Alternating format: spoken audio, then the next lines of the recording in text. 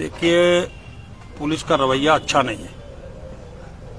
हिंदुस्तान में प्रोटेस्ट होते रहते हैं, लोकतंत्र में सबको अपनी बात कहने का अधिकार है।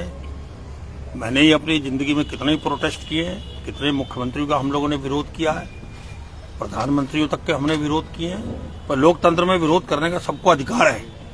अगर ये लोग गए थे ज्ञापन देने के लिए, जिसमें विशेष रूप से अपना भूसरी जी और शिल्पी जी, तो ज्ञापन ले लेना चाहिए था। कोई 10, 20, 50 लोग लेके तो गए नहीं काले झंडे दिखाने के लिए। कोई उनकी सभा, उनके कार्यक्रम को डिस्टर्ब करने तो गए नहीं। पुलिस वालों को चाहिए था भी ठीक है, आप आए हो दूसरे दल के, आप दे दो ज्ञापन। उनका भी सम्मान बढ़ता, हमें ज्ञापन मिला, अपनी बात कहने का मौका मिलता। उठाकर बंद कर देना, लाकर बंद कर देना। हाँ, नारेबाजी कर रहे होते, झंडे दिखा रहे होते, 150 लोग उनके कार्यक्रम को डिस्टर्ब कर रहे होते, तब तो बात समझ में आती है। ये तो हिटलरशाही है। और फिर एकाएक आप वारंट में तामील करा दे रहे हो। अरे भी पॉलिटिकल व्यक्ति है, आप उसकी आड़ में वारंट कर रहे हो, 2 लोगों के वारंट, उसमें से एक व्यक्ति गिरफ्तार कर रहे हो। कुछ तो शर्म करो। हमारा ये कहना है कि इसमें तुम्हें वारंट वाले में गिरफ्तारी करने की क्या जरूरत थी? आप ले आते थाने में, बैठा लेते, जब मुख्यमंत्री चला जाता तब छोड़ देते हैं। कई बार हमारे साथ हुआ है। पर ये तो विशेष रूप से गलत तरीके से वारंट तामील कराया गया। ये शर्मनाक है। यहाँ के कप्तान के लिए भी शर्मनाक बात है, यहाँ के पुलिस के अधिकारियों के लिए भी है, और ये भारतीय जनता पार्टी के नेताओं के लिए भी है। उनको भी सबक सीखना चाहिए। कल को सरकारें आती जाती रहती हैं। कल को अगर इनके साथ यही होगा जो आज हम बोल रहे हैं, कल को ये भी यही बोलेंगे। तो ऐसी नौबत क्यों आ रही है लोकतंत्र में? तो इसकी हम निंदा करते हैं, इस कांड की। जिस तरह से पुलिस का रवैया है, ये अच्छा नहीं है। इसमें पुलिस प्रशासन को माफी मांगनी चाहिए, और आगे पुलिस क्या करेगी, आके बातचीत करें। बेड़ जी, एक सवाल ये बनता है कि एक ही मामले में 2 आरोपी, एक मुख्यमंत्री के साथ, यही तो मैंने कहा ना, यही तो है अंतर। तभी तो मैं कह रहा हूँ, कल को सरकार बदलेगी और यही स्थिति अगर हम करेंगे तो वही काम करेंगे जो आज हम कर रहे हैं। तो फिर क्या सोच के बैठेंगे? क्या जरूरत क्या थी गिरफ्तारी की? मैं तो ये कहना चाहता हूँ, गिरफ्तारी क्या जरूरत थी? और फिर एक पक्ष के खिलाफ कर रहे हो। अगर तुम्हारी हिम्मत नहीं थी सत्ता पक्ष के व्यक्ति को हाथ लगाने की, तो इनको भी नहीं पकड़ना चाहिए था। कह देते भी ठीक है, आप शाम को छोड़ देते हैं। ये कह देते भी तुम्हारा वारंट आया हुआ, जरा उसको भी तामील अपने जाके बेल वेल करा लो। अज्ञान थे ना, वारंट इनको मालूम होता, इनकी जानकारी में होता।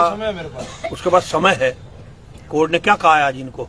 पूछा है ना कि तुमने ऐसी कौन सी आफत आ गई थी, कौन सा था, कोई लूट रहा था यहाँ कुछ, या मुख्यमंत्री का कार्यक्रम सारा डिस्टर्ब हो गया था?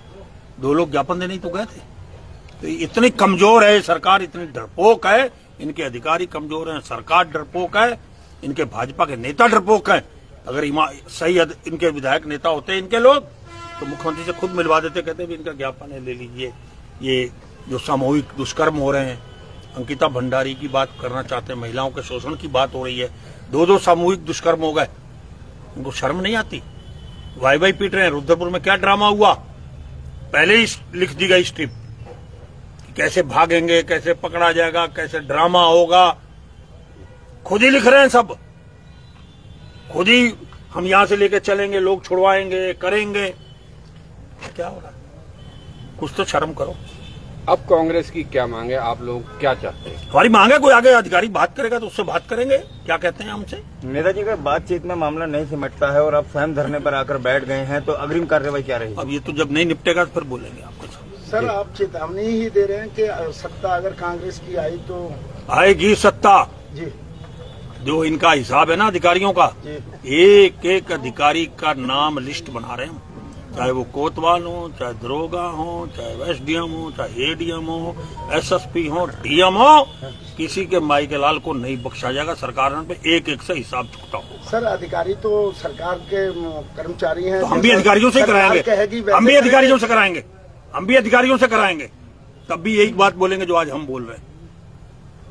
जी, जिस प्रकार इस समय कांग्रेस के जब अधिकारियों से कराया जाता है, जब इनके साथ ऐसी होगा तब इनको मालूम पड़ेगा अधिकारियों को दुरुपयोग। आज आपको लग रहा है कि ये गलत हो रहा है, फिर आप भी यही गलत करेंगे? मैं कहा ना, जो ये कर रहे हैं इन अधिकारियों से हिसाब तो पूछा जाएगा। कुर्सी पर बैठ के क्या कर रहे हो तुम, इसका जवाब तो देना पड़ेगा ना। बेड़ जी, इस विषय पर आते हैं। कांग्रेस के नगर अध्यक्ष को हवालात में तक में डाला गया है आज, विभिन्न पार्टी का जो नगर अध्यक्ष है, और इसके बाद आप लोग धरने बैठे। इसकी परिणति क्या होने वाली, अंत इसका कैसे होना है, इसका हल कैसे निकलेगा? राजनीति में कभी परिणति की चिंता नहीं करनी चाहिए। क्या होगा कल को, अंत क्या होगा, इसकी चिंता नहीं करना चाहिए। राजनीति में संघर्ष से एक नई चीज पैदा होती है, एक नई चिंगारी पैदा होती है, और संघर्ष करने वाला का ही नाम जीवन है। जो आदमी संघर्ष नहीं कर सकता वो कुछ नहीं कर सकता।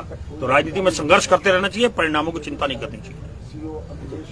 8 तारीख को राष्ट्रीय अध्यक्ष भी हल्द्वानी आ रहे हैं, उसको लेकर क्या कुछ कहेंगे कि क्या इस मुद्दे को वहां पर भी जो है अरे नहीं, राष्ट्रीय कार्यक्रम है हमारा, पार्टी के कार्यक्रम संबोधित करने आ रहे हैं जनता को। वहाँ हमारे राष्ट्रीय मुद्दे, प्रदेश स्तर के बड़े मुद्दे होंगे, भ्रष्टाचार मुद्दा होगा, अपराध भय सब चीजें आएंगी, वो तो एक जनरल इशू है। जी।